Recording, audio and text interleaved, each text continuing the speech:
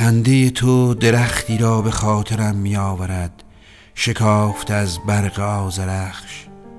به یکی تیغ نقرگین فرود می آید از آسمان، به خرد کردن جام و شقه می کند درخت را به تیغ شمشیر. خنده‌ای به سان خنده تو محبوبم، زاده می شود تنها بر شاخ و برگ و برف های کوهستان ها. خنده هوا که رها می شود در بلندی ها. دل دارم چون فراداد دیار آروکانیا.